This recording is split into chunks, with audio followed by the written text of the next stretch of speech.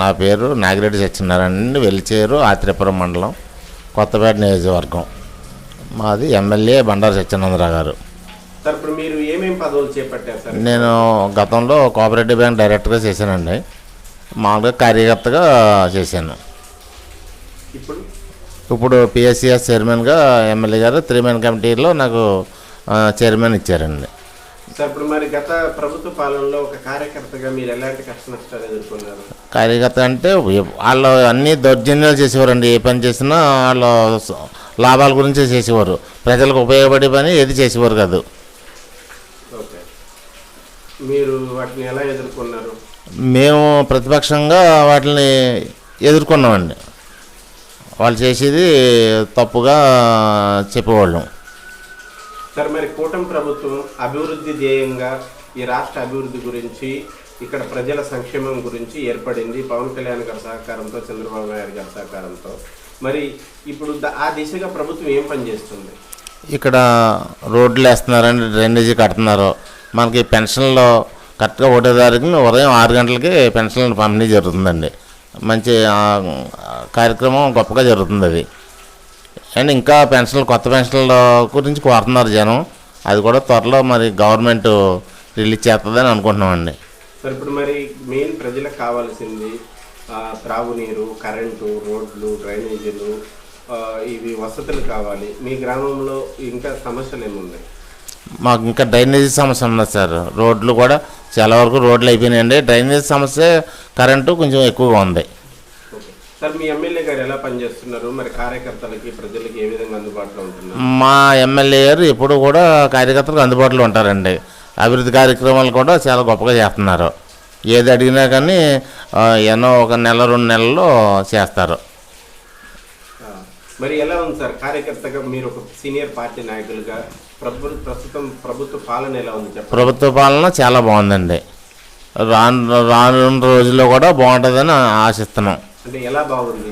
మీరు బాగుందంటే దానికి ఎట్లా, ఏ విధంగా బాగుంది? అదే రోడ్లు, డ్రైనేజీలు, మరి కరెంటు అది కూడా బాగా చేస్తున్నారు. దాని గురించి ఇప్పుడు కొత్త హామీలు ఇచ్చారు, వాటిలో ఏమేమి అమలు చేశారు? ఇప్పుడు సూపర్ 6 అంటే ఇప్పుడు పెన్షన్లు ఇస్తున్నారు, పెన్షన్లు ఇస్తున్నారు.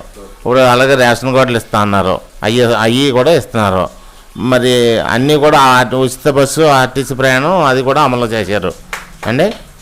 మరి అన్నీ కూడా ఇప్పుడు అయినాయి.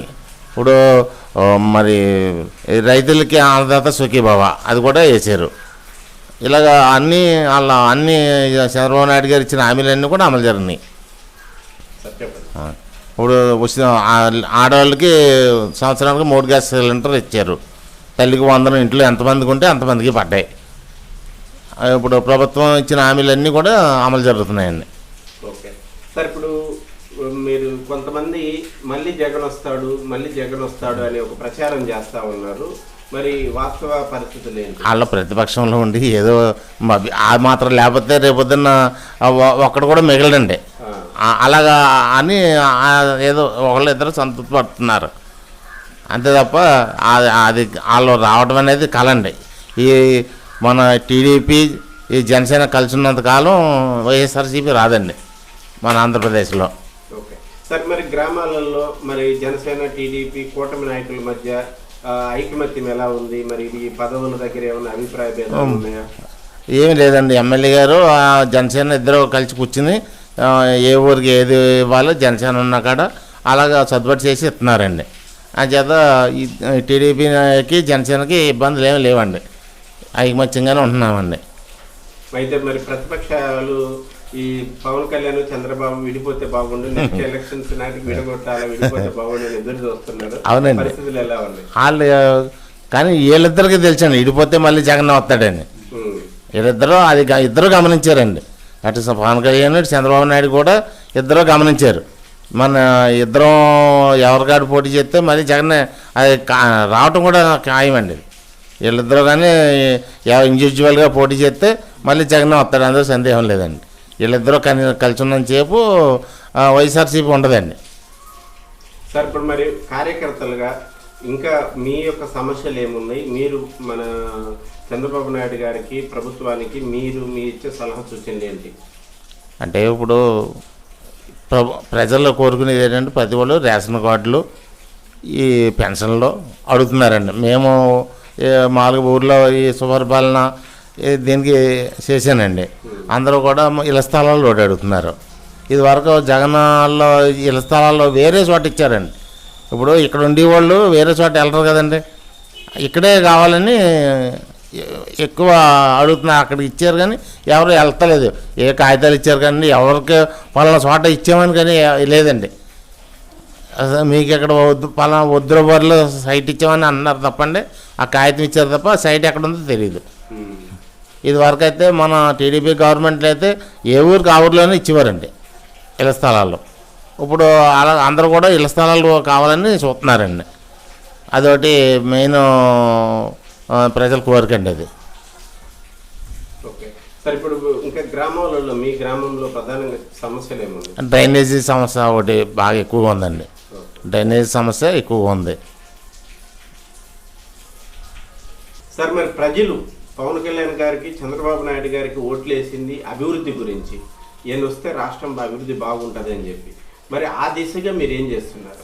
ఇప్పుడు గత వైసీపీ ప్రభుత్వంలో ఎక్కడ రోడ్లు మొత్తం పాడైపోయినాయండి. అది వీళ్ళ గవర్నమెంట్ రాగానే ముందు గుంతలు పూడుతామని ఫస్ట్ చేశారండి. ఫస్ట్ గుంతలో పూడ్చారు ప్రతి చోట. రాష్ట్రం అంతటా కూడా ఎక్కడ ఒక సైకిల్ బండి వెళ్ళే పరిస్థితి లేదండి. తర్వాత బ్యారేజీలు తర్వాత అవన్నీ కూడా మేము అక్కడ చేసేవాళ్ళం అండి. తర్వాత ఎమ్మెల్యే గారు సత్యానందరావు వచ్చింది అవి వేసారు. తర్వాత పోలవరం ప్రాజెక్టు ఆళ్ళలో ఉన్నంతసేపు ఎక్కడ గొంకలు అక్కడే ఉందండి పోలవరం ప్రాజెక్టు. వీళ్ళు వచ్చిన తర్వాత పరుగులు ఎట్టేస్తున్నారు. తర్వాత అమరావతి కూడా వాళ్ళు ఎక్కడక్కడ వదిలేశారు. మళ్ళీ వీళ్ళు వచ్చిన తర్వాత దాన్ని రూపురేఖలు మారుతున్నారు. ఇలాగా ప్రతి కార్యక్రమం కూడా ఎక్కువగా చాలా మంది నిరుద్యోగులు విద్యార్థులు మరి ఈ గవర్నమెంట్ వచ్చే డిఎస్సి తీసుకున్నారు మొన్న. కొంతమంది ఇక్కడ మా ఊర్లో కూడా కొంతమందికి వచ్చినాయి ఉద్యోగాలు.